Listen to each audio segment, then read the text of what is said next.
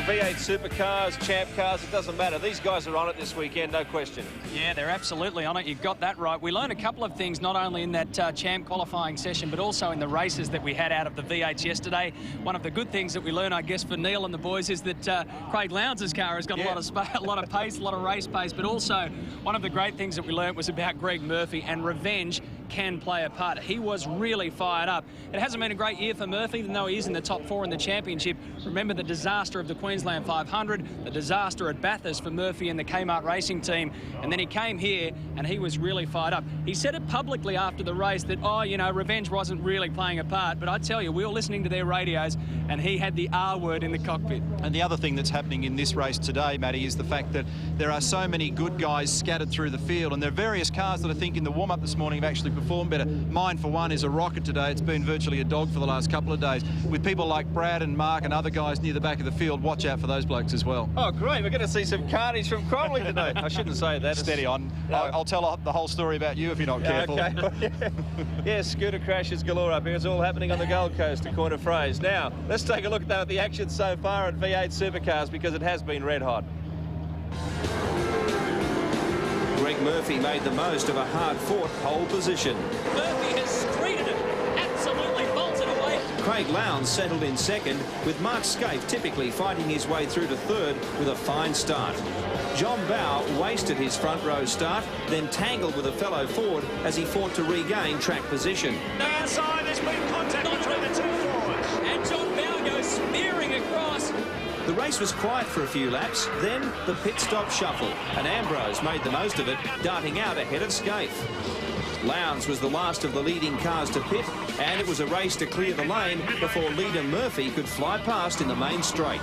Versus 51, who gets out first? Lowndes does it because Murphy came screaming through. Lowndes missed out on the lead and on cold tyres misjudged a corner in his bid to catch Murphy. And Bowe found himself in trouble again. But the worst clash was this one. Brighton Ingle in a nasty squeeze through Foster's chicane that left the Enforcer in a jam. Oh, look at that. Both cars and slam over to the left-hand side. Concrete versus car. The safety car came out, but on the resumption, Murphy did not let anyone jump him. As he secured the race, a series of controversial penalties struck a couple of rivals. Scaife lost a lot of ground when the stewards started a blitz on curb hopping. There you go, Mark Scaife, with a helmet full of boiling blood. John Bowe, who was a whisker away from pole position earlier in the day, found the front of the field drifting further and further away. His teammate John Bowles come in and served his drive-through penalty. His teammate Brad Jones and Garth Tander were also penalised. But for Murphy, for a change, a trouble-free race. Puts some bad luck behind him. And in the Gillette V8 Supercar Challenge, Murphy gets 100 points. Pretty good comeback, though, I suppose, after the last couple of races. But it's nice just to get one under the belt, and it's a great event to do it at. Well, the end of that story really didn't finish until last night, Matty, because there were all kinds of sagas going on and some, as you said, some angry people. Yeah, they were, and they tried to sort it out overnight, and it'll probably go a little bit further down, maybe a fine coming Jason Bright's way. One of the interesting things to look out for in race 2 today, remember, 22 laps, 100 kilometres, compulsory tyre stops here. Mark Scaife is going to start from way back down in the field after copping a drive-through penalty late in that race, so we can look for the Holden Racing Team #1 Commodore to make some moves right through the middle. Near a very fast Neil Crompton, and those two have been banging doors over the years quite a few times. I'm really looking forward to that race, actually. Oh, it'll be great. It always is, and the fact that it's now got championship points at stake has really livened things up here, and the crowd appreciate it, so it's working beautifully. The double header is a great concept. Now, Neil, it's the motorsport marriage made in paradise. The glamour of the Champ cars, the grunt of the V8s. And this time, they're both serious. The karts were always coming back to the Gold Coast, but the supercars weren't so sure. They wanted a bigger paddock, complete pit lane access, and equal billing. There was talk the V8s were ready to walk. But we really only wanted to return if it could be a championship round, because we're gone to the days where we'll be support really to anybody, and which I think our fans want as much as anybody else. And so it was tremendous that we could work through that and be here and share the billing and share the limelight and share the championship with kart. We were never, ever saying goodbye to the V8 Supercars. Instead, the supercars said yes to a full championship round, as long as the champ cars didn't mind. When you took it to the other side of the world and said to the kart guys, this is what we're planning to do, how did you approach that one? Delicately. We said to kart, what we want to do for, in our area of the world, this works for us. Thankfully, kart responded by looking at the big picture. They question whether it's good for the event, and obviously the attendance figures we've been hearing certainly have proved that to be the case.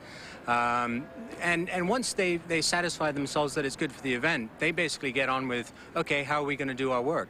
We've got to remember in kart, this is sort of the attitude thing that I've been working on a little bit this year and changing, is that, we are coming over here and we are guests in Australia. And while we're bringing our series and our product, we've got to remember that this V8 series is here all year long, keeping the Australian motor racing fans occupied and keeping their interest levels up.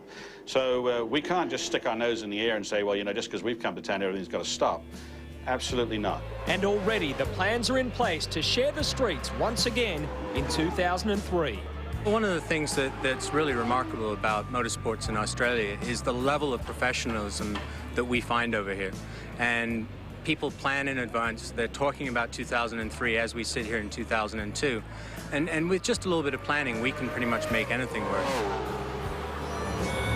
Well, it's one thing for officials and organisers, even the volunteers, to be satisfied with the setup here this weekend, but it's another thing for the drivers. Were they going to be happy with this marriage of events? We knew there was a respect between the two championships, that is the driving ranks, but were they really going to make it work when this weekend came to the crunch? We always like to watch the races. From America, it's difficult to get them on TV. We follow sometimes, mostly by magazine from over there, but we always like to watch them racing. It's very tough series, very competitive. I have a good friend of mine, Max Wilson, racing this year, so he's been able to tell me a little bit better how it all works, how it's to drive the car, and it's a great opportunity, I think, for both series to be together, because it just attracts more crowd, makes the event here in Surfers even bigger. It's awesome. They definitely have a very strong series over here, and I've always enjoyed watching them race. I read a little bit about them, and it's something that I've always followed. Although being still from far away, I still open like the racing magazines and read what's happening here.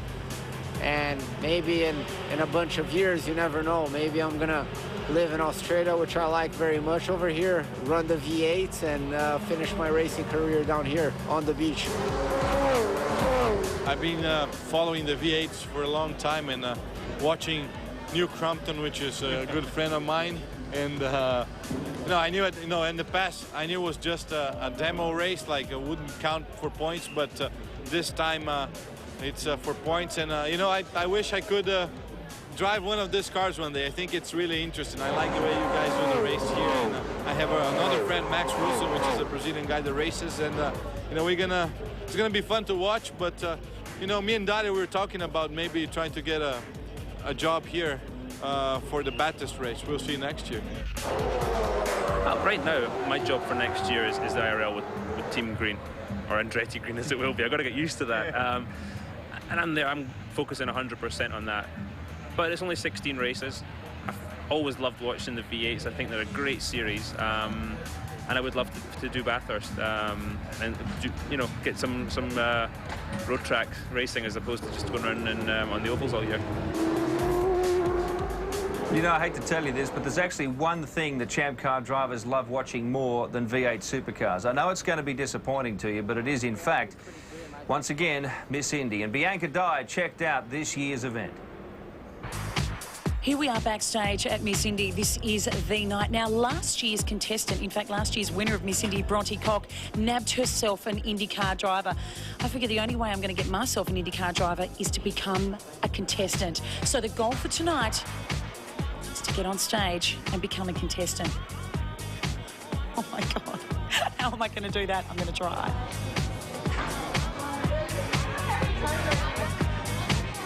You look fabulous. What do you do to prepare for Miss Indy? Nothing. Lots of fake tan? Yes, plenty. Nerves? Nerves? Yeah, big time. What have you got on your tooth? Is it like a... It was a tooth gem. A tooth gem? Yeah. Oh, okay. But get the little shimmy shimmy happening. I've got to get on this stage. How am I going to do it?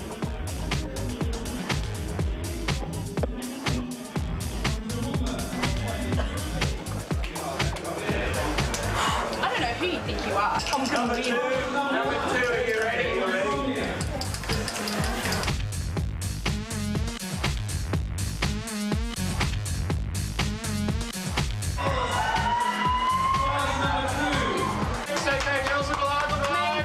Hey, where are you going? Come on, come on.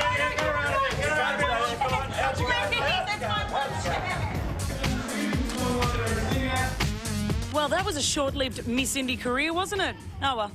Back to being a boring reporter. Let's go check out more of the action. All the boys say, hey, baby, hey, baby, hey. Girls say, hey, baby, hey, baby, hey. Hey, baby, baby. Hey, baby, hey, baby, hey. Boys say, They're not bikinis, they're toothpicks. They're going to catch a chill, seriously. all the boys say, hey, baby, hey, baby.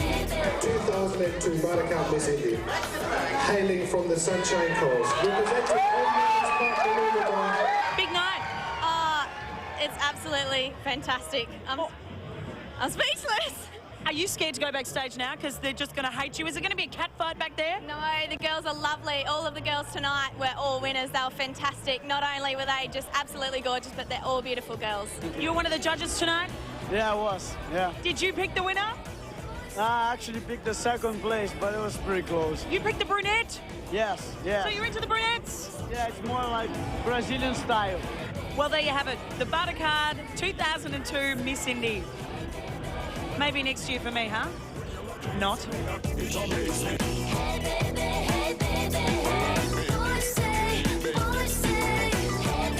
Bianca didn't make the top 3 there, but she did get a special mention, and I'm sure that's what Max Wilson is talking about here with Christian Fittipaldi. The merits of the Miss Indy judging, just whether they got it right and whether the points were actually allocated correctly. Neil Crompton, though, and Craig Lowndes, of course, are talking about motorsport because they're not Brazilian, basically. Out on track now, the V8 Supercars very soon, as we see the Hyundai precision driving team. Very tough to do any precision driving out here today, I can promise you. But anyway, very soon it'll be racing, not precision, as we rejoin the Honda Indy 300 after this break.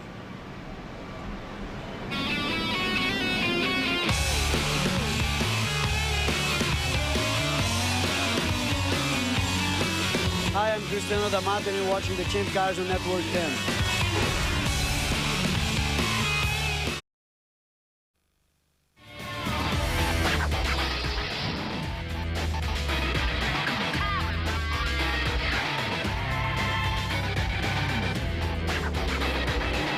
Yes, the sound of V8 Supercars is filling the concrete canyons here at the Honda Indy 300. Before Matthew White and Mark Osler bring you the action from race 2, let's go on the inside line. The Surfers Paradise Street Circuit is flat, fast and very hard on brakes. It's an anti-clockwise track with long straights and technical, tricky chicanes. The V8s reach a top speed of 260 k's. The circuit is 4.5 kilometres in length, and Craig Lowndes set the lap record in a Holden 2 years ago. With the inside line, here's Greg Murphy. Thanks, Matty. Welcome aboard for a lap at the Honda Indy 300 circuit here on the Gold Coast. It's an awesome place to race. Very hard on the brakes though around here. Second gear corners everywhere. Chicanes, great chicanes. Just an awesome place. I love racing here.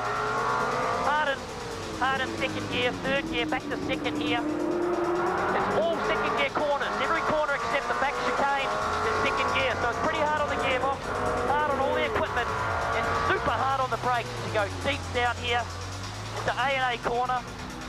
The little stretch before we get onto the beach. Power down is just super important.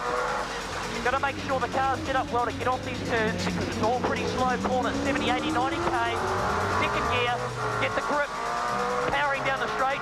This is the second fastest straight here, probably 230, 240 k. The fastest straight is on the front by the pits. Hard on the brakes again. Very easy to overshoot here and go up the very few escape roads. Along the beach, again, second gear out of there. This is a super part of the circuit. The only third gear corners on the track. The back chicane, a double chicane. These cones and curves are really easy. They can suck you in, run over a cone, and you're getting a drive through. Hard on the throttle. We're nearly finished with the beach. Hard on the brakes again. The other second gear is starting to head back inwards now to finish the lap. Hard on the gas, right out towards the wall. This is just an awesome place. I love it around here. There's no room here. You make a mistake, you're in the fence. Look at that. Just walls everywhere, tyres. Marshall's waving.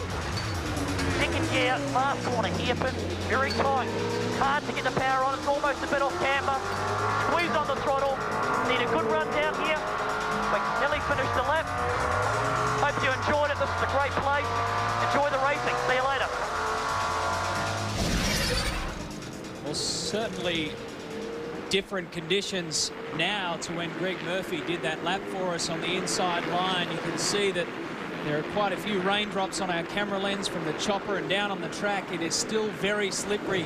Hasn't been raining too heavily, and look at the mist in the clouds. That's where they come from. They'll come from down Coolangatta Way and make their way up along Surfers Paradise. Surely hasn't deterred the crowds from being here.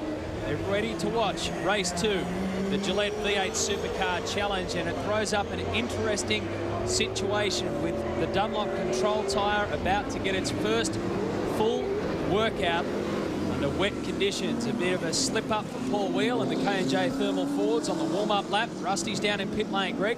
Well, Matthew, the concern about cars spinning on these ice-like conditions hasn't gone unnoticed by the officials. We understand on the outlap from the V8 paddock on their way around here to the main pit lane here, both car 1 and car 4 experienced to spin. Mark Scaife and Marcus Ambrose. Now, that has been brought to the attention of the officials. At this stage, no penalty has been issued, but there is some suggestion that during the race, if they decide that, well, you know, maybe it could have been avoided, both Mark Scaife and Marcus Ambrose could be on the receiving end of a drive-through penalty. We will have to wait and see when the race gets underway. And we'll have to wait and see the reaction from Mark Scaife. He caught one yesterday from curb hopping. Can you imagine what those guys and those teams will reach, I'm talking temperature-wise, inside the helmet when they find out that that could come their way? An extraordinary penalty. A spin-out coming out of the V8 paddock could cost these guys effectively any chance of racing. That's Rick Kelly on your screen. Go to Commodore out of the Holden Young Lions, the 19-year-old Victorian. And Mark Osler, for the first time this season, we're going to see a race started with wet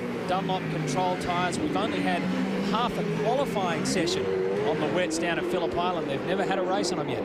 No, making it doubly treacherous is the fact that we've had such dry conditions for so long. Queensland, virtually the whole state declared drought. And Russell Ingall joining us in commentary. Russell, this is going to be very tricky because, as we know, just out on the road, it hasn't rained for a while. A lot of the oil comes up from the bitumen and makes it like greased glass to drive on. Absolutely. I mean, you know what it's like just out on the public roads at roundabouts when you get a bit of a drizzle. I was just watching John Bow then, and he's just cruising around, just warming up the tyres, and he's just had a big understeer, and he'd be going at a quarter of the pace.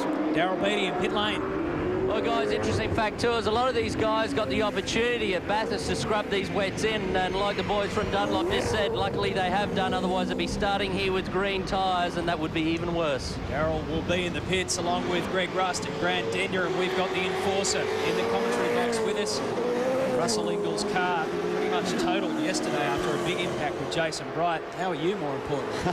Yeah, well, the driver's a little bit totaled as well, to be quite honest. Yeah, a bit of a sore neck and sore foot. We've grabbed a heap of pedals with our right foot, but yeah, unfortunately the car's pretty bad. Like the boys have got a big job on their hands if they're going to get it ready for New Zealand in 3 days.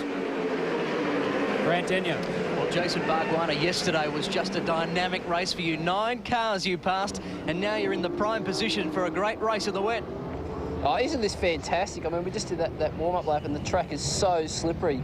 But look, the guys did a great job yesterday in the pits. We fired down the inside of a couple, passed a couple of cars, and managed to stay off the cones and keep it there to the end, so it's good. Did you happen to see Ambrose or Scaife spin on the lap coming round here? I saw both of them, actually. I was right behind Ambrose. I come around the corner and here he is facing me. I get to the next corner, I look in the mirror and Scaife is gone. It was unbelievable. What's that going to mean then to try and race on this type of surface at the moment? Oh, stay tuned, guys. It should be fun. Good luck, Bugs. Thanks a lot. If you missed it yesterday, race 1 of the Gillette Supercar Challenge, 100 points out in front went to Greg Murphy. A real emotional victory. Look at that. David Bernard's car just being all untidy. Position 2 went to Marcus Ambrose, and 3rd spot went to Craig Lowndes. So it was Murphy, Ambrose and Lowndes finishing on the podium yesterday after the first of our 100-kilometre events. 2 22-lap races. They have a compulsory stop, 4 tyres. And this is the first time this weekend that the V8 Supercars are racing for full championship points. Officially, it's round 11 of the V8 Supercar Championship.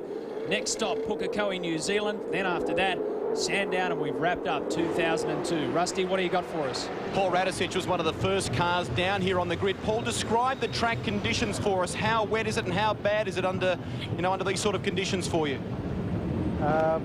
Definitely dog on lino comes to mind. It's no traction at all. Just a light film of oil on top of the track. Very, very slippery. So I don't think it'll matter if you do 1 lap or 5 laps. It's just a matter of trying to keep the car on the circuit, particularly for the opening start of the race. What happens, because, I mean, this morning you guys had a warm-up in the dry. It's now wet. What have you done in terms of setup for your car to adjust for these conditions? He's got a big coin out about this big and just flipped it because who knows, the circumstances or the situations change so much that setup, who knows, just soften the car off a little bit and hope that'll be enough. It's been a tough weekend for you. This could be a great equaliser. Good luck. Yeah, thanks, Rusty. Cheers. Less of a dramatic race? Yeah, it was a pretty eventful one yesterday, and in these conditions you just want to try and get through it nice and clean. What happened with that incident with Ingle? I basically got up beside him at going into that back chicane, and he just drove me up over the curb on 2 occasions, and we still came out side by side, and he was just driving me towards the wall. So I just had to try and keep it off the wall, and when we touched it, I bounced off, and then on television you see me come back into view, and that's when it looks like I hit him. Thanks, mate. Head down, bum up. Yes, thank you. Mark, you copped a penalty yesterday. What's the one today all about? Well, I don't know whether we're going to get one. Are we getting one, or? Apparently, yeah. Marcus and I had a spin on the warm-up lap. Well, it wasn't actually the warm-up lap. It was sort of coming out to here. I have a crash helmet down there, and I gassed it up in 2nd gear, and it got sideways. It's doing about 20 kilometres an hour, and the helmet's rolling on the thing, and I'm trying to catch that up, and I looked up, ran away. It was very slow, very, very mild. Thanks, mate. Thanks, mate. The funny thing is, he can afford to relax a little, can't he? Because he's already got his 5th Supercar Championship title in the bag. Points on offer. The rain is coming down. The V8 Supercars are ready to rumble on the streets of Surfers Paradise. You're watching Network 10.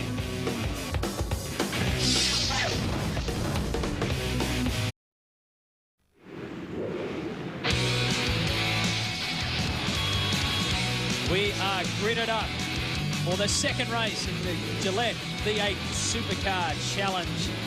Certainly not ideal conditions to be out here, but pretty good conditions to watch a V8 race, because there's going to be some carnage. If that's what you're in for, then get ready. The cars now begin their warm-up lap, and just take a look at that already. Not 51, that was 4 that was squiggling around, not on purpose. The championship points after race 1 yesterday have been adjusted a little bit. Basically, Greg Murphy has moved up 1 position to 3rd, and Stephen Richards has moved down 1 position to 4th. Now, for Murphy to claim 2nd overall in the championship at the end of this round, he pretty much needs to win this next race and have Wright finish 7th or lower. The best finish that Stephen Richards can walk away from the Gold Coast with is 3rd overall. So there's some jockeying for 2nd, 3rd and 4th position on the championship. Remember, Scapes already won the title. The race now is for 2nd and 3rd, and a little subplot behind that involves everyone else trying to stop an HR2 1-2 at the top of the championship list. This is how they will start your Nintendo GameCube grid sheet. Goes Murphy, Ambrose, Lowndes in 3rd position. Richards will start alongside him in 4th. Then it's Bargwanna in 5th. A good race yesterday. Jason Bright in 6th. Todd Kelly 7th. Max Wilson 8th. 9 and 10 belongs to Paul Wheel and Stephen Johnson. Yellow boxes down the right-hand side of the Nintendo starting grid show you where they qualified. Of course, their starting positions to today are determined how they finished race 1 yesterday. You can see some of these drivers have had pretty up and down sort of weekends. Cameron McLean climbing up from his 29th qualifying position to 19th. So you can see there's plenty of cars out there. And Russell Engel, I think they should tell the marshals and the spectators to stand back from the fence a bit at turn 1. Absolutely. It's going to be a hairy moment. If you're in a corporate box down there, I think you're going to get value for money today. Some interesting names there. Position 31, by the way, is clear because Russell Engel is seated next to us, not behind the wheel of his number 8 Castrol Commodore after that big shunt yesterday. The fans are there once again for Greg Murphy. Can he make it 2 out of 2? Gee, it'll be an effort in the rain, won't it? Grant Denyer in pit lane. Yeah, Mark Scape is already expressing serious concern about the grip levels down here. He's reported to his team, he said, guys, I really need you to be my eyes here.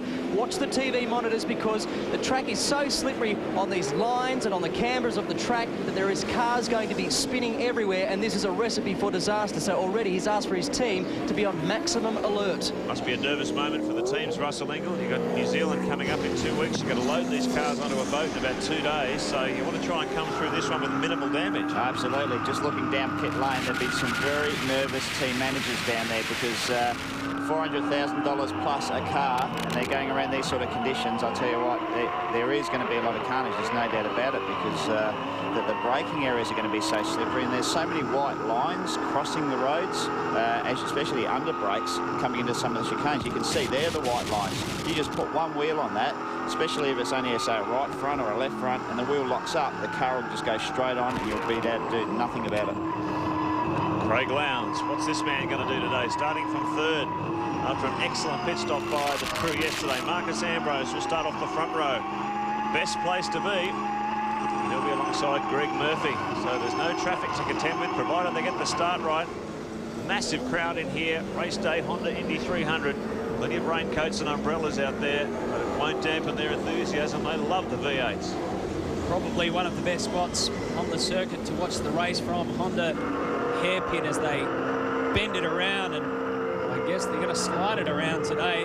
Here we go on board with Mark Scaife. He'll start way back from 25th position. And actually yesterday was his lowest individual points haul for the season. 32 starters on our Ford race analysis. Make that 31 because Engel is not in it. 22 laps, a touch under 100 Ks. The pit window will open at the end of lap 2. It'll close on the end of lap 16, and they must complete a compulsory tyre change. The defending overall champion on the streets of Surfers Paradise is Garth Tander. The defending race champion from yesterday is Greg Murphy, and he is alongside that man. That's the front of the grid. Car number 4 versus car number 51. The big question is, do you change over to slick tyres when you come in for your compulsory stop? If conditions dry up a little bit, maybe we might have some drivers taking a gamble on that. There's a lot of stuff to unfold here. There's a bit of a tip, guys. Watch the 2 guys on the 2nd row, Lowndes and Richards. I reckon the best starters in the category at the moment. Comments from the expert himself. Watch your eyes on the 2nd row of the grid. Also, watch Murphy and Ambrose. We are green and good to go. A big slip up from Greg Murphy, and Lowndes has to dart across on the inside. What a call from Russell Engel. Craig Lowndes in the green-eyed monster tackles the Honda chicane at turn 1. Look at the water just flicking up as they go in at a really slow speed. Nobody wants to get all tangled up here. That's a great start from the 00 Motorsport Ford Falcon. Ambrose is 2nd. Murphy has now dropped back 2 positions. Stephen Richards comes through in 4th. That was one of the most incredible starts I've ever seen. Craig Lowndes saw the opportunity, and Russell Engel picked it. One of the best starters in the business. A man who loves street circuits, a real street fighter, Craig Lowndes. And he grabbed it by the neck there. Brilliant start. And these sort of conditions on the start, you just drive away like you're just driving away from the lights, you know, on the normal public roads. Well, we know how you drive away from the lights on normal public roads. Gee, that was like a car park start at the supermarket, wasn't it? Poor old Craig Lowndes, he had to dip around everywhere, and Greg Murphy just got the power down and was literally standing still. Yeah, exactly right. The wheels were zipping around. But I'll tell you what, look at the track conditions. It looks like it's starting to dry already down that back straight. Yeah. So get ready for a few stops for dries, I reckon, pretty soon. It doesn't look too bad. I guess the hardest thing is that the rain comes from the south here and moves up along, so it's going to hit turns 3 and 4 first, and then it will gradually make its way back up towards the pit lane area. Fantastic shot there from the Channel 10 chopper as they head down the Esplanade, down toward Foster's chicane for the first time. Everyone tippy-toeing on these slippery conditions. Miraculously, this field's gone through without any damage so far. Look at everyone treating it with a healthy level of respect. Big attack under brakes here by Richards. Down the inside of the Pertec Ford, Ambrose gives him racing room. Not much, though. There wasn't much to give in the end, was there? The Pertec Ford had only centimetres left. Listen to the cars roaring as they come around this technical part of the circuit. Have a listen to the throttle. You can hear that. It doesn't take much to light those rear tyres up, Russell. No, I mean... Oh, no, Lowndes. And Murphy, will he get it back at the end of lap 1? It's side by side onto the straight. This is power down, a full throttle race. Who will get the honours at the end of the first lap? Lowndes. Murphy has seen a little sniff and taken it. And now he comes up on the outside. Incredible speed from the Kmart Commodore. So Murphy gets back position number 1. He only lost it for 3/4 of a lap. Oh, there's a little touch there too between the two. Lowndes only giving him as much racing room as he needed. A little bit sideways coming out of Honda chicane. Oh, very sideways there for Todd Kelly as well. So you can see these guys have got the hammer down. They're not mucking around. Castrol Commodore up there in 3rd place. So it's Murphy, Lowndes, Richards, Ambrose in there. Mark climbing into the action as well. That's incredible power from that Kmart car down that straight. And he just, when he got next to him, it just pulled. So they're very strong in 6th gear. No shortage of power from the Kmart cars. We've quite often seen that this year, Russell. You'll hear them on the rev limiter at the end of the straights. It means they're running right to the end of the gearing. Especially at Bathurst, they were very fast there. So I think Lowndes had his hands full there. Watch this restart. Russ, call this for us. Look at Lowndes. He's just slipped it out nicely. As soon as it's got some traction, Danny's gone. He's picked the gap perfectly, though. Like to thread it through Richards and Ambrose. Great bit of driving. Let's have a look on board. Yep. With Craig Lowndes. Watch him dip across to the right-hand side. Yeah. How little room he's got to work with. Well, you can see it just spun a little bit. You could just hear their engines rev. Oh, look at that. Great. Yeah, that was good value. Yeah, they just started to spin. He backed out of it and then put the foot down and off it went. You see him look at the mirror there as if to say, who, me? It wasn't me. I didn't do anything. I've just shot to the front and taken it away. We hear a report from the pits. There is smoke starting to come from Max Wilson's car 65, the better electrical Falcon. There it goes, just out of picture. The weather conditions changing here all the time. It just looks so slippery. Without even driving on it, it looks like a skating rink out there. Incredible, doesn't it? But it looks dry on some parts and wet on the other. Here's the Wilson car 65. He's dropped back. Oh, a little bit of contact further back in the field. Garth Tander fighting off hard. Radicic tries to capitalise. Cameron McConville involved in there too. There's Stephen Ellery caught in a trap at turn 8. Compton goes around, so does John Bow in pit lane. We understand that there's some action with Mark Scape's car. Rusty? I'm actually down here with John Faulkner for the time being, guys. Mark has been on the radio. I'll come back to you about that very shortly. But John Faulkner, some major damage to the rear right of your car. What's happened? A suspension collapse? I'm not sure. I got a bit of a hit at the opening laps and it started steering from the rear, so I radioed the crew that I was in trouble. But I don't know, we just wanted some points. That's all we're doing. We keep moving up each time, but not today. Back end is bent like a banana, boys. He's out of this one. Hard luck, John. Yeah, could be the story of the race, Rusty. Because, boy, the way these guys are sliding and slipping around at the front here, they're just absolutely on the razor's edge in terms of grip levels. And look at the way Richards now has closed up into this group. There's the Faulkner car. Disappointment for the Dynapack team. Well, I was down here with Jeff Gretsch. Boys now getting set up. They were going to wait for the normal stop for Mark Scape. They're wheeling out another set of wets also. The car has a misfire, so they're going to have a look at that when he comes in. Under the back straight once again. Murphy, Lowndes, Richards. Let's have a look at the replay of this incident with McConville and Garth Tander. Yeah, Garth Tander came through there, snaking around that corner, and Stevie Johnson, the outside of all that, sort of came around, and then 6 or 7 cars later, Stephen Ellery ended up facing the wrong way. Well, the track conditions look a bit different, Russell. Some bits look dry, some look really wet. Just right here, it looks actually like it's dry. There's quite a few different grades of bitumen, so it gives a bit of a different effect. You can see it's a sort of bit of a lighter grey, so probably still is wet, but we just can't see it that well. From a driver's point of view in this situation, would you rather be out on wets or dries? Well, this would still definitely be a wet, especially looking along the start-finish straight. It's still very wet here. he is way too wet for dries. It'll still be another good 10-12 laps, I think, before you start thinking about wet tyres. Yeah, that's exactly the strategy that's just been called from Greg Murphy's car. Greg said, look, the conditions are changing quite dramatically, but still not enough to come in just yet. I think we're going to see some pretty late pit stop strategies for a change here. And they said they're going to leave the call completely up to Murph. Well, we're hearing up and down pit lane that most of the teams so far are going to change to wet weather tyres when they come in for their compulsory stop. The window is open for that compulsory tyre change. So the strategy now will be, there's the Holden Racing team waiting for their car to come in. It's such a dodgy situation at the moment because, you know, you think, well, do I stay out there and risk it?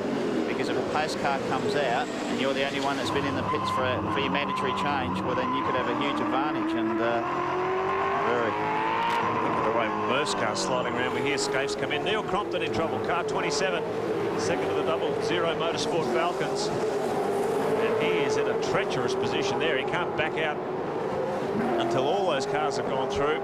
Yellow flags, or localised yellow flags waving. And here comes Mark Scape. And here they're going to put a brand new set of wets on this car, and they have not been scrubbed. So what's the difficulty there, Russell, with a set of wets that have not been scrubbed? Well, they've got a bit of a skin on them, and they take at least 3 to 4 laps to get rid of that skin. So, you know, if it's wet already and slippery as it is, by the time you get that off, I mean, the first few laps are just, he's going to be dribbling around, so he'll lose a hell of a lot of time. And chance obviously coming off. Choosing not to run the gauntlet of the safety car coming in early. We hear Marcus Ambrose, car 4, has retired from the race, the Pertec Ford. Here they go. Remember, they were talking about a misfire, so not just a tyre stop. They're going to have a look underneath the lid. The #1 Commodore. Just amazing, isn't it, with the Holden Racing team, that cars, apart from that failure at Queensland, just faultless reliability throughout the championship. And when the championship's over, mechanical gremlins start to emerge. Here's the battle for the lead. Greg Murphy, Craig Lowndes.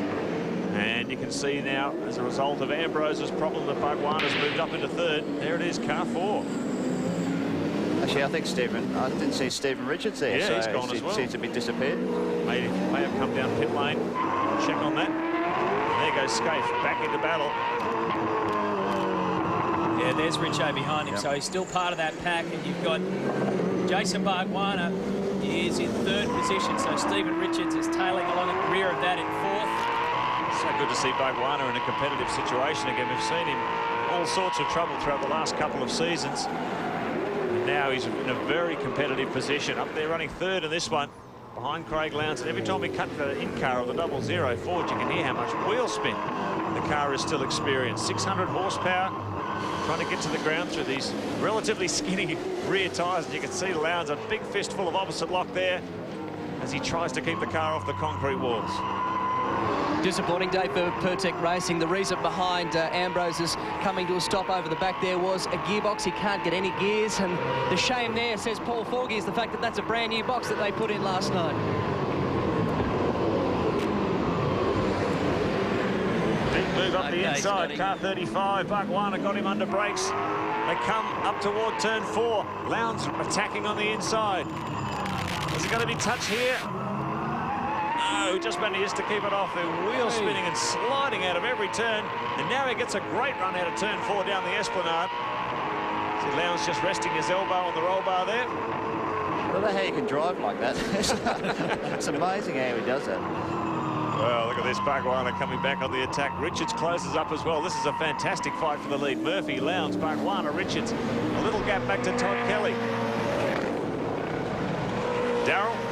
Jeff, still a misfire in Mark's car. Yeah, he's still saying it, Darryl. It's been it's going from bad to worse this weekend. I can't believe it, but anyway, he's still saying it's still misfiring. So it's hard to know, like in a race situation, but it may be.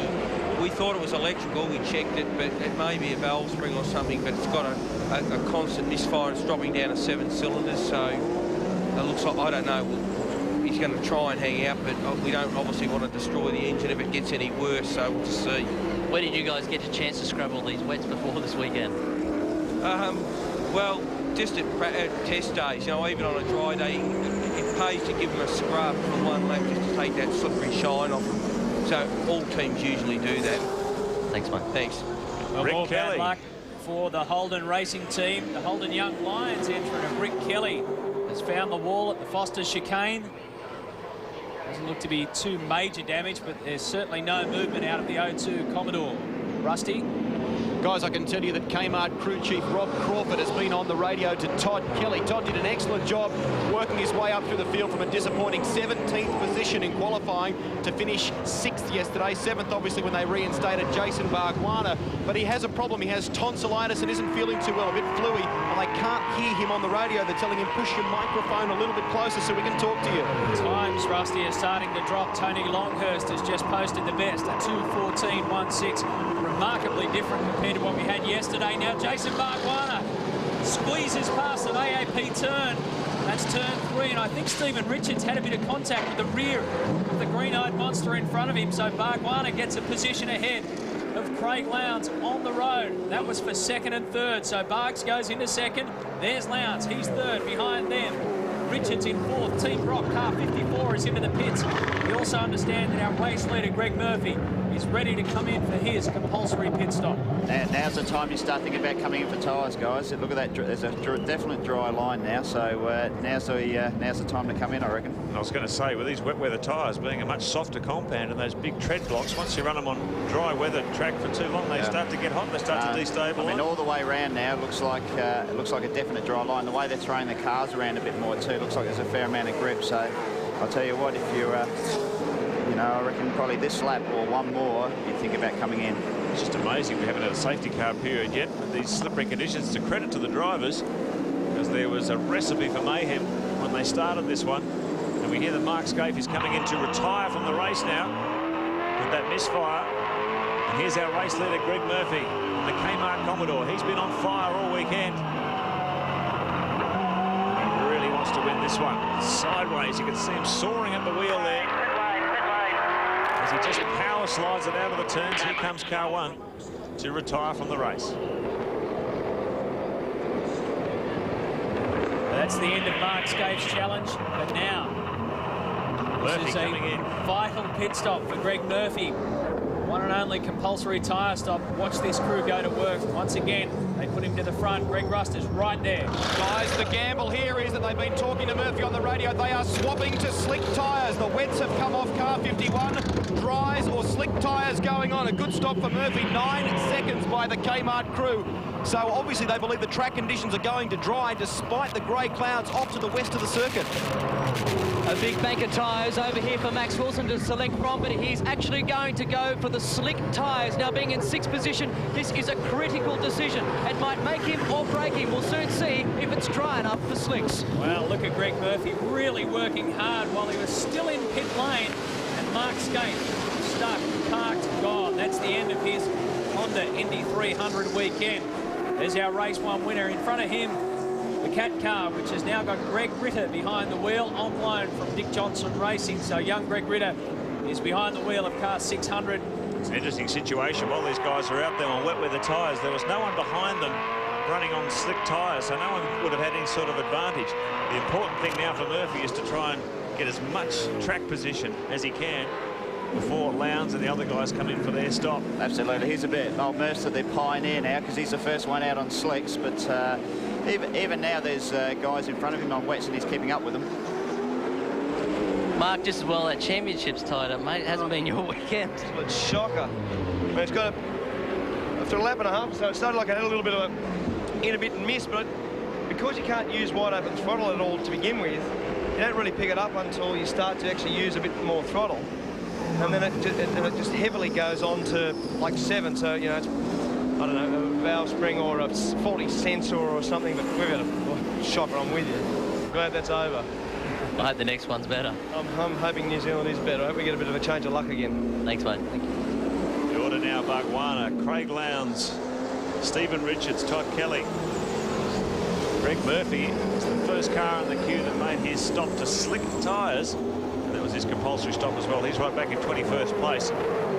And now he's really got to get his head down and, as I said, try and make up as much ground as he can before these leaders come in for their stops. Well, I can tell you, Mark, on the timesheets, Craig Lowndes and Tony Longhurst are separated by 4 positions on the road, but they are trading blows on the timesheets. The track is really starting to dry up now because almost every lap we've got ourselves a new quickest time. It's now into the 2:11s. Longhurst has been consistently fast. While those in front of him were jockeying for race position, he must have had a bit of clean road. There's Greg Ritter, face first into the Honda hairpin. David Bernard's at a 2:11.4, so the time's continuing to tumble. Russell Ingall, you think this track is predominantly dry now? I think it's getting there. You've still got sections that's got a fair bit of water on it, but overall, I mean, the thing that's really amazed me is the lack of cars making any contact with the walls or any damage. Saying that, we see Greg Ritter, but I mean, apart from that, there's been nothing serious at all. Jags? Larry Perkins in for slick tyres. He pulls back out of the pits, and it's interesting too because Russell would be able to confirm this before the race. Stevie Richards also said to me they're making some adjustments under the back of the car on the rear bar because he had a feeling it may dry up and it was going to be better for him. Oh, Garth Tander's just done a 2:09.13. So Tander really getting stuck into it now. He's second in the queue of the cars that have made their compulsory stops. Not sure whether he went on the slick tyres, but he's certainly doing some fast times out there. 2:09.13. Mark, I think it's quite clear visually, and of course by the times that you can see that the bottom part of the track, if you like, from turns 1 right around to 5 and 6 are definitely clear and dry. It's when they still get up to the top part, the Honda hairpin, where the breeze is yet to come up. The skies are still a bit cloudy. This part of the track, there's probably still a little bit of water around here that's yet to dry up completely, but definitely down the other end of the track, that's where they're picking up all their times. 2:09.13, the best time from Garth Tander, as Mark said. In the pit lane shuffle, he is now second in the queue behind Greg Murphy. On the road, though, still leading the race is Jason Bargwanna and Craig Lowndes. They're yet to pit as they work on Greg Ritter's Cat 600 car. We go on board with the Rat. Paul Radisich started from last position yesterday in race 1 and got all the way up to 15th, worked his way through the field. This man has won 5 races on the Gold Coast circuit, and the gamble for slick tyres might not pay off. Look at David Bernard, gets it absolutely bending it around Garth Tander's quickest lap, but it appears as though the rain is falling again. Absolutely right, Matty. That is exactly what is happening. A few tiny sprinkles here in pit lane, and that has prompted team managers to get on the radio and talk to their drivers. The gamble to go to slicks may have been a premature one. Also, the temperature, we understand, has dropped. Perhaps another indicator of more rain. Rusty, you'd suspect that 2:09 for Tander would have been set on slick tyres if he confirmed that for us. Meanwhile, battle for the lead. The leaders are doing 10s, and they're still out there on wet weather tyres. Don't forget Bargwanna, Lowndes, Richards. Oh no, Max Wilson. Same spot as Greg Ritter just a lap before. Max Wilson is now well and truly wedged into the Honda hairpin on lap 9 of 22. Craig Lowndes is about to make his compulsory pit stop. We're on board with the 00. Ford Falcon. Well, the guys on the slick tyres, Murphy's just done a 13.7, Barks has done a 10.7, so there's a big gap there still between guys on slicks and wets. Gee, they had to be quick, really. They're talking to Lowndes. They want to know what he wants tyre-wise, slick or wets. They had to get Neil Crompton in and out quickly, and that may bring us a safety car because that's at the Honda hairpin. It looks as though Max Wilson has a face full of tyres to contend with there. And we understand that Craig Lowndes has decided in his chat with Oscar Fiorinato from his team crew that he'll go for the wets. They're gambling on the weather here. That's a game move. That's a real game move, I can tell you. Jason Bargwanna is also in as well, so they're taking the opportunity to come in now. That is the only problem with the when going out on slick tyres. We saw Max Wilson's car. I'm pretty sure he was on slicks. You get a little bit offline, and you just won't be able to pull the thing up. And I'm sure that's what problems Max had. Guys, they waited for Neil Crompton to come in. Neil might have been the litmus test for Craig Lowndes. Neil went for wets. They've been asking, as you've said, on the radio to Craig Lowndes, what do you want? What do you want? He said, I'm going for wets. Another point of interest for you, Todd Kelly has gone for wets. His teammate Murphy went for slicks. Jason Bargwanna has also made the decision to go to wets. They had a bit of a discussion as he was driving around that last lap. What do you feel about the weather? He said it's sprinkling around the track in parts. I want wets. Yeah, you want to have everything going for you in these conditions. It's so changeable. Lowndes comes back out. Check where he is relative to the rest of the field. Well, he's in front of Tander, so he got out in front of Tander and in front of Murphy and Kelly. So that's what we were looking for. I tell you what, that was an awesome stop by Craig Lowndes because they came in, got him out under 8 seconds. In fact, it was bang on 8 seconds, and they only did it just a few seconds after their stop with Neil Crompton. So Brad Jones in trouble there. He's stuck on the circuit. That was the overlap everyone was looking for. And they did a brilliant job, the 00 Motorsport team. Johnson going to wet weather tyres as well. So we've got cars stranded out there, a local yellow. We hear a safety car maybe coming out onto the circuit at any moment. Well, that car's sitting down there, Russ. Yeah, it looks like a right front. He's touched the wall, and that right front's, I reckon she's gone. Still some fast times being set out there. Well, Jason Bargwanna will be at the top of the queue. Anthony Tratt is currently squeezed in between this car, 35, and the 00 car. So the race order has Jason Bargwanna effectively as our race leader. These guys are yet to pit. Radicic, McConville, Brad Jones is now out of it. Anthony Tratt is yet to pit. So our race leader at the moment will be Jason Bargwanna. And the battle is on between him and Craig Lowndes, Garth Tander, Greg Murphy, our race 1 winner, Todd Kelly, his teammate Stephen Richards in 10th on the road. You're watching the Gillette V8 Supercar Challenge.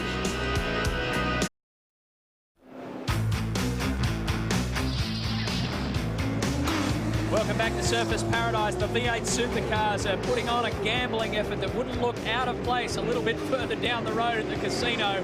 We've got some on slicks, some on wets. They're all looking skyward to see what the weather is doing. Now, this is a problem involving the super cheap car of Stephen Ellery, and I think Cameron McLean might have been caught up in that as well. He went through before something happened with car 31.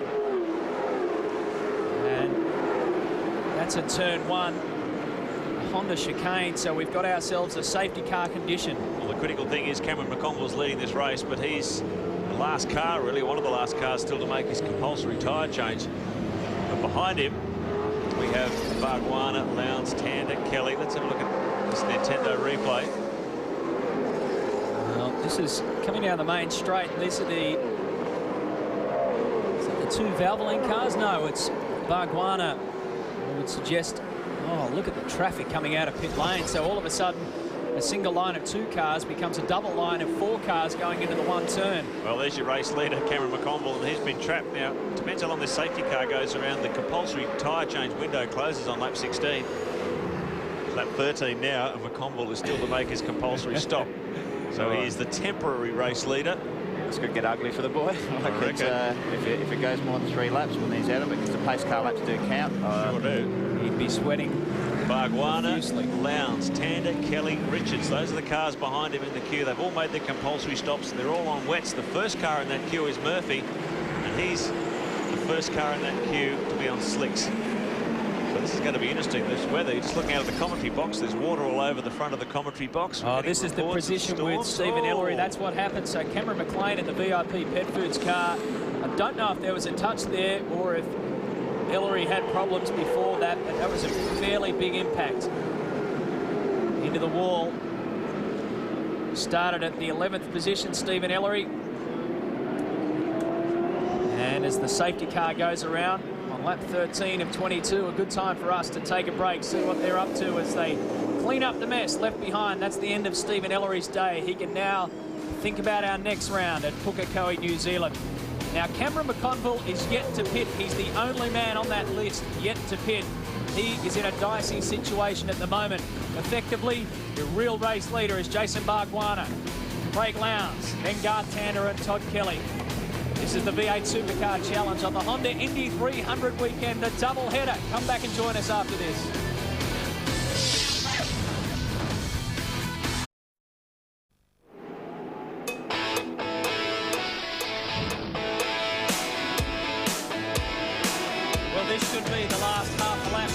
safety car. We understand it's ready to pull in, which is good news for Cameron McConville, because as it was edging closer to lap 16, he would start to be getting very nervous behind the wheel, yet to complete his compulsory tyre stop. You cannot stop. You cannot do your pit stop under safety car conditions.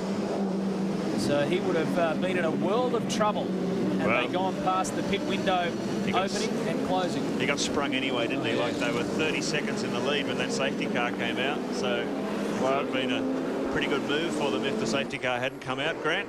Yeah, question mark over Craig Lowndes at the moment. Garth Tander really has radioed in and said that he saw him pass track under the yellow flags, and the team has lodged a complaint, and that is now being investigated to see whether that really was the case and whether Craig Lowndes should be penalised. Well, we'll find out in just a moment as the safety car, Monroe's safety car, peels off down the pit entry road. Oh, bunch up there until they cross the control line, and here they go. Back to racing. Just see them all getting trigger happy there as they pull alongside each other. So that's Cameron McConville leading the way. Greg Ritter's behind him. Then you've got Bargwanna versus Lowndes and Tander. There goes Cameron McLean in car number 40. Stephen Richards ducks up and gets contact. Oh, that's ugly with Todd Kelly. Could have been a lot worse. The key thing here is the first car in that queue of cars that have made their compulsory tyre change. Greg Murphy is the first car in that queue on slick rubber. There's Brad Jones' car stranded out there. That's amazing they've left that car there. That's very dangerous. Oh, especially the way these cars are wiggling around at the moment. I mean, you really can't control them if it starts to rain again. So, Bargwanna. The Caterpillar Ford, Matty, it's a lapped car being driven by Greg Ritter, so now they're going to try and weave their way around this. Bargwanna sneaks up the inside of Lowndes. Garth Tander, too, puts a big move on Craig Lowndes as well. Gee, they're aggressive. The Valvoline Cummins Commodores of Bargwanna and Tander have had a lean year, and they've come out fighting on the restart. Lowndes settles in for a drag up the back straight. Bargwanna got him. Down into the Conica turn. Oh, very sideways goes Garth Tander with Craig Lowndes right up behind him. Incredible. That was a bit of Valentino Rossi sideways coming into the corner. That was a pretty tiny bit of steering. Look at that. Greg Murphy. Todd Kelly's up there too, right up behind the 00 Motorsport car.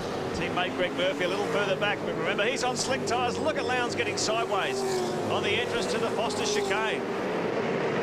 Well, these are treacherous conditions, Russell Ingall. That drying line is disappearing very quickly. Well, when you get to this part of the circuit, you wouldn't want to be Greg Murphy, because have a look at the track, and he's on slicks. I think the boy's in a bit of trouble there, but just so slippery. You can see him slipping back through the pack. That's the car with the headlights on, and he has lost a ton of position. Look at that car. The rear is just waggling all over the place. Paul Wheels right behind him, thinking, when am I going to get through right now? He has to come in. He has to come in. He can't push on him with this. Whoa!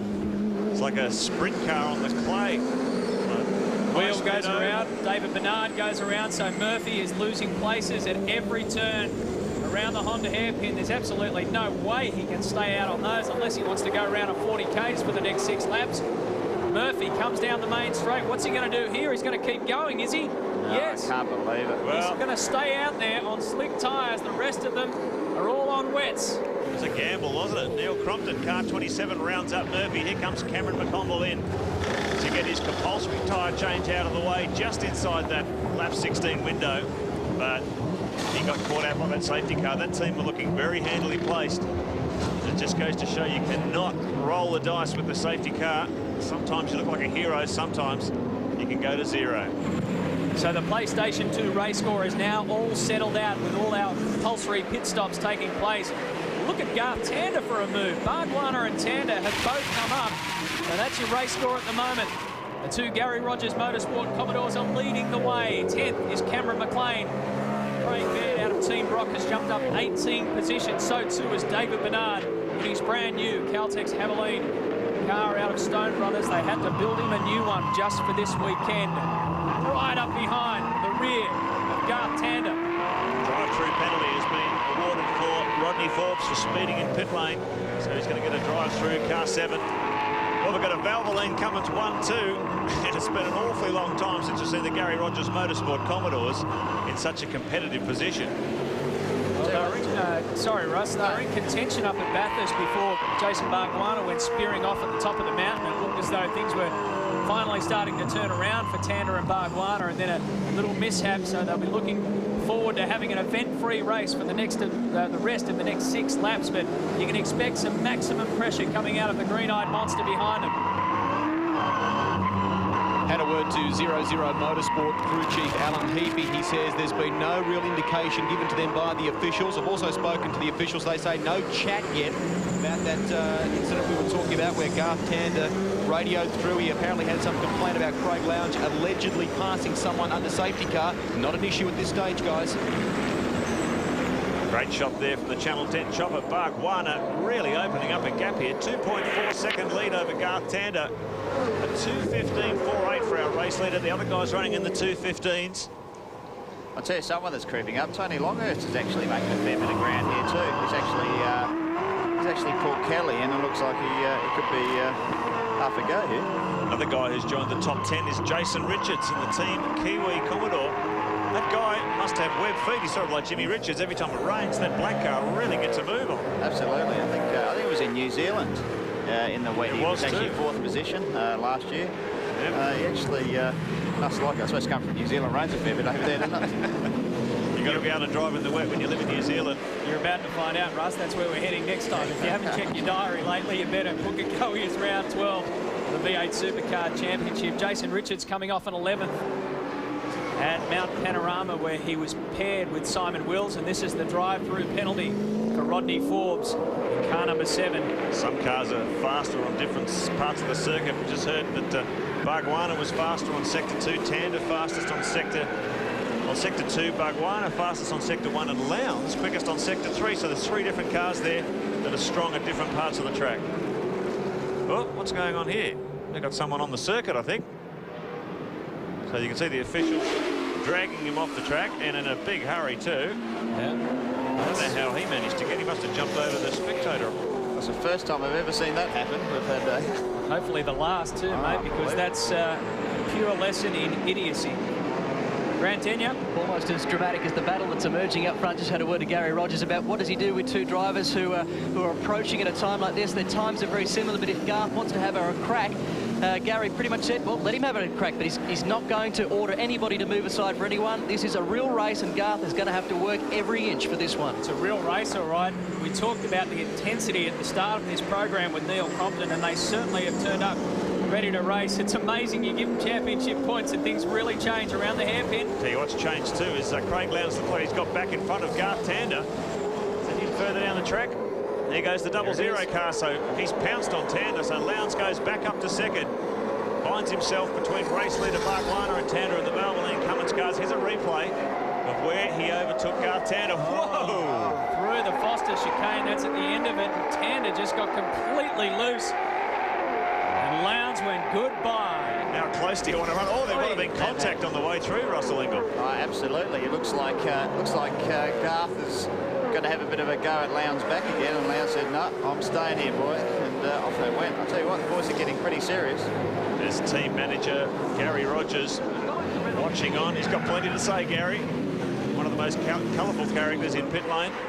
Tell you what, he had a fairly substantial hit when he went past in, and I noticed he's dropped back a fair bit there, so I just wonder whether he's got some damage to the front of Tander's car now. Well, I don't think there was any tyre padding around that section of the circuit. He's probably given the concrete wall a bit of a brush. Look at Gary Rogers and co. Both watching the television screens, watching the timing sheets, checking over the data, talking to Garth Tander and Jason Bargwanna. But at this stage, the focus is on the 34 car. See if there's any troubles out of it. He's got the headlights on, and behind him, something's not happy with that 34 car. It's definitely moving around a lot more. He looks like he's maybe a tyre going down. Well, you can see Todd Kelly is starting to close in on him too. Yeah, and so too is Tony Longhurst there as well. Russell mentioned that Longhurst has been the quiet achiever. There he is, the blue lights on the better electrical Ford Falcon, and they're going to be the big winners if Garth Tander starts to completely slow down. It's pretty hard to determine whether or not this car's giving him problems, because he's been throwing it around for about 10 laps.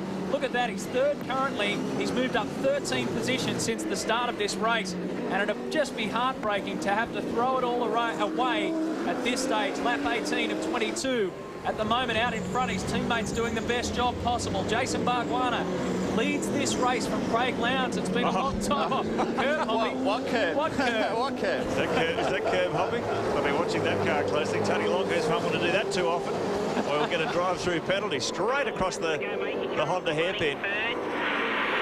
So this race, an absolute thriller. Time running out, and Garth Tander, see this car's closing right down the back of car 34. The way Todd Kelly and Tony Longhurst have pounced, you suspect he's lost a little edge in speed.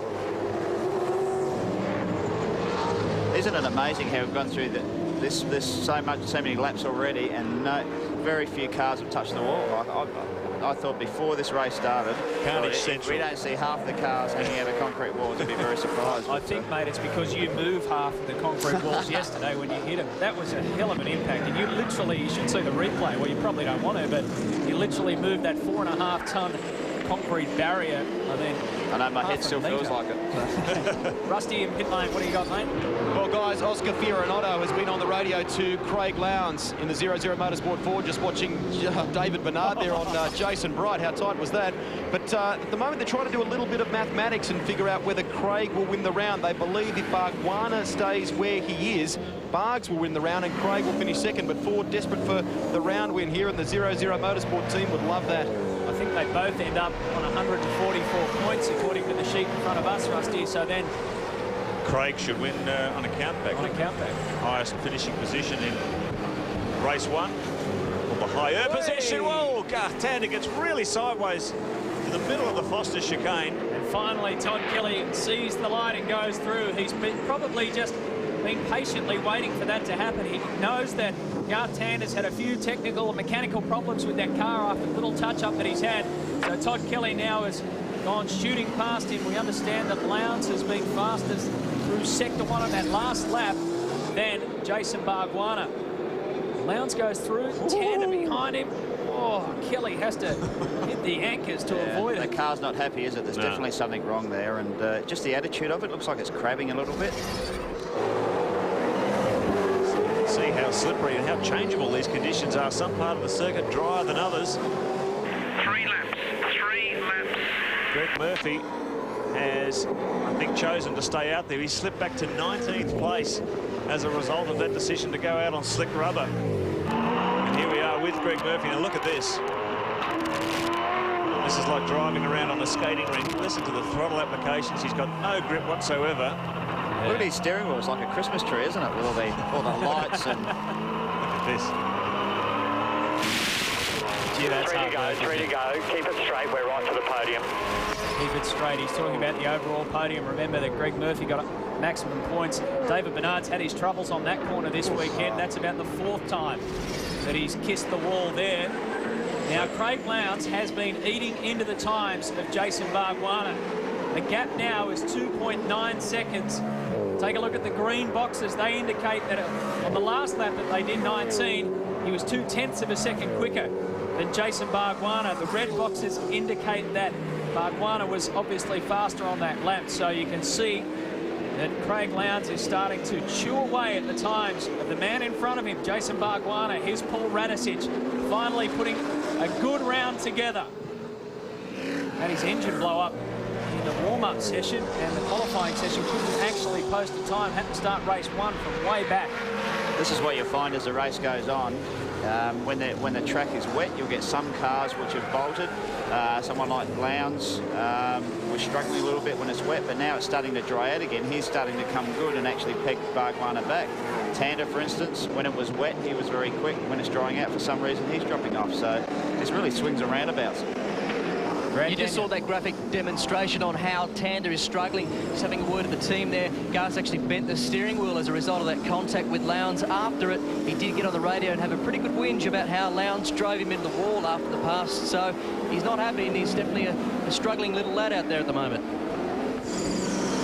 Now it's starting to get a little bit nerve-wracking. This is kind of like Bathurst.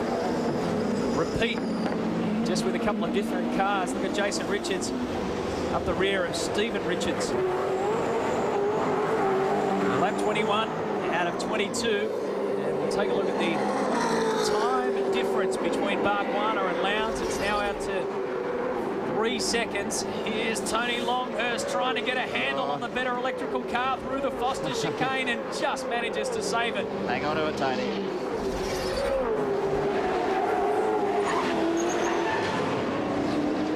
Actually, Jason Richards is doing a great job again, isn't he? I mean, there's Richards everywhere, but he's doing a great job. Yeah, that's the battle for 7th and 8th on the road.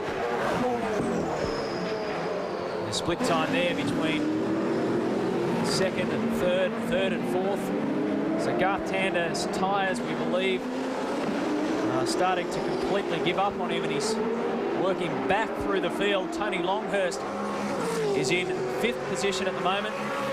16 car, the 021.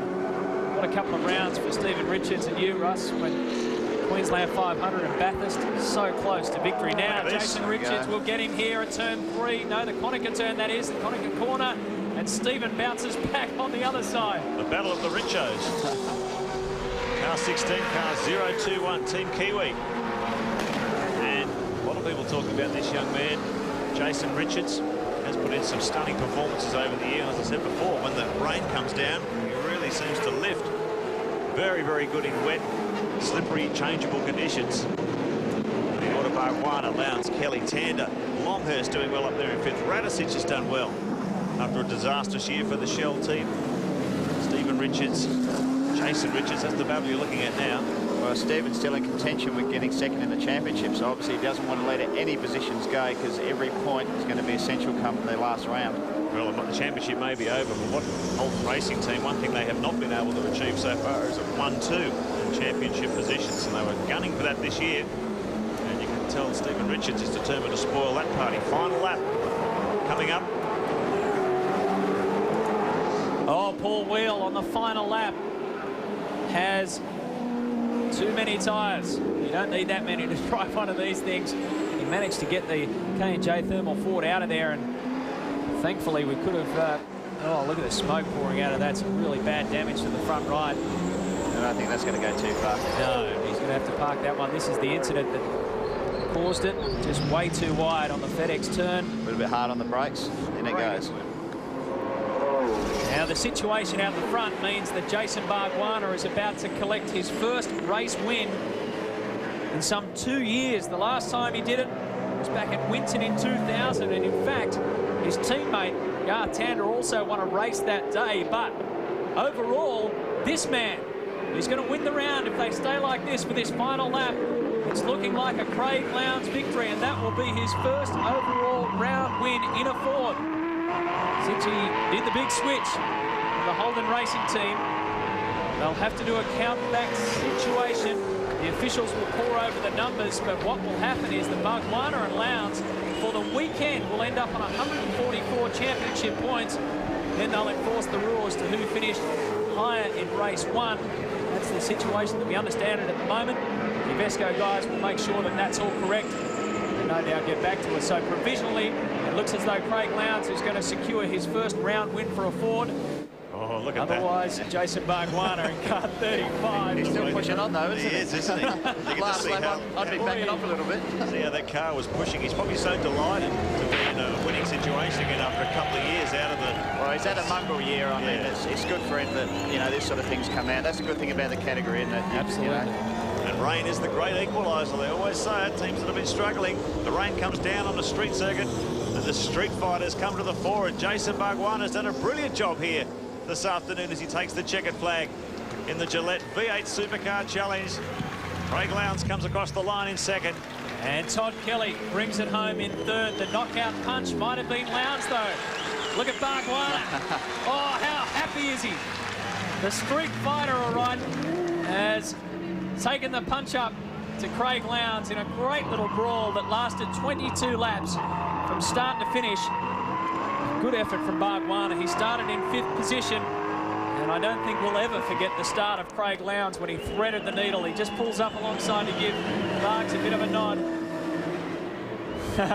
Celebration time for Jason Barwana, his first race victory in a V8 Supercar since Winton in 2000.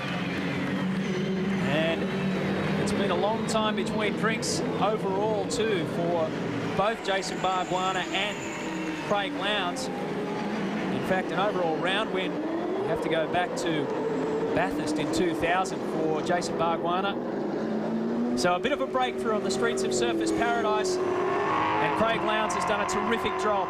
They had a lot of pace in the 00 car as soon as they got here, and that's a great sign for those guys because they've had to fight hard to get the cars set up. And as Greg Murphy ponders what might have been when he took the gamble against the tyres at the front, we can confirm that Jason Bargwanna is the round winner as a result of his higher finishing position in the second race. So close for Craig Lowndes to get that first round win. Bargwanna will win the round overall on a countback. Even though Lowndes was higher placed in race 1, it's determined by who's the higher placed at the end of the weekend, which was Bargwanna. So he wins the round overall. Craig Lowndes pushed him hard though. 4.5 seconds was the gap at the end. Todd Kelly in third. Tander hung on for fourth. Longhurst, great job in the better electrical Ford, up to fifth. Radicic did well too in the Shell car. Stephen Richards and Jason Richards, boy, what a ding-dong battle that was for the top 8. Yeah, David Bernard, an extraordinary finish for him. Moved up 23 places in a car that he only sat in just a week ago. Built from the ground up after the disaster of Mount Panorama and the Stone Brothers Racing team. Even though Marcus Ambrose didn't make it to the checkered flag in race 2, can be pretty happy. Look at the effect of Greg Murphy. He started on pole position and dropped back 17 places. He ended up out there on the wrong kind of tyres, the wrong kind of circuit. Right down to 24th there is Greg Ritter, 1 lap behind. What will the future hold for Greg Ritter? We don't know yet. He's still part of Dick Johnson Racing, on loan to Cat Racing and the John Briggs Motorsport team. So Jason Bargwanna is our round winner, race 2 winner and round winner. The first ever round winner of a full championship points weekend for the V8 Supercars at the Honda Indy 300. May not be over yet, Matty, too. We hear that Garth Tander's furious. He's on the radio to his team questioning the situation where he vows that Craig Lowndes overtook him under yellow flags.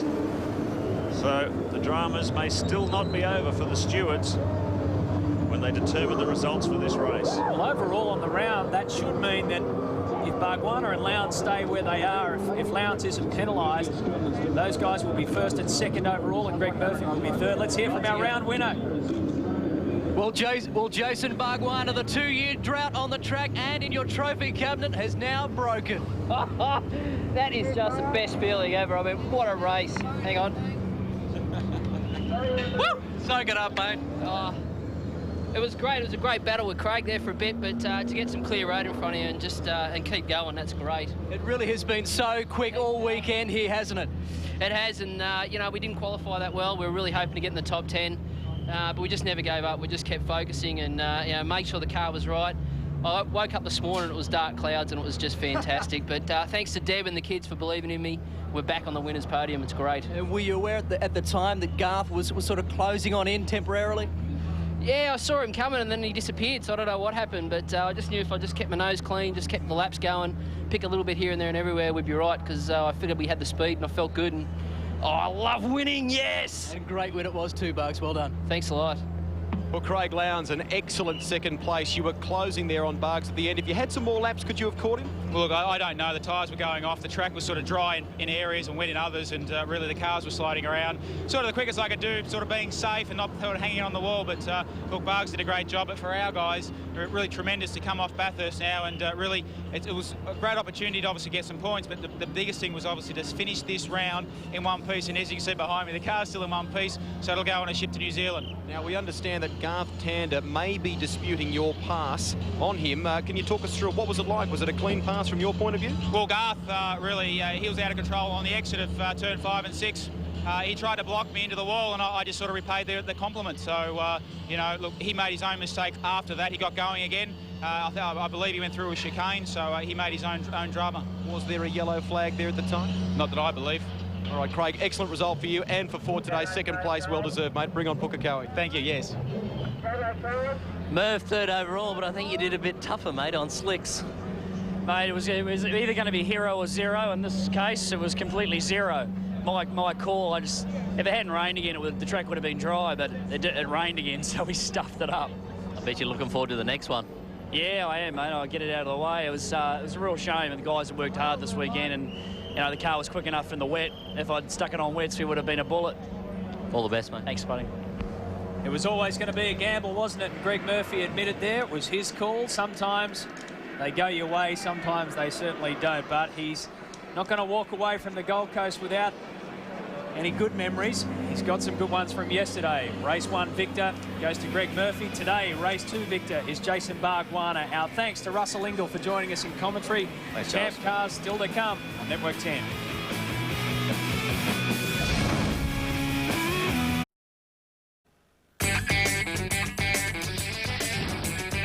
Well, at the other end of the season to when he was upside down in Phillip Island, Jason Bargwanna is about to be standing upright on the podium with the Gillette V8 Supercar Challenge trophy in his hands.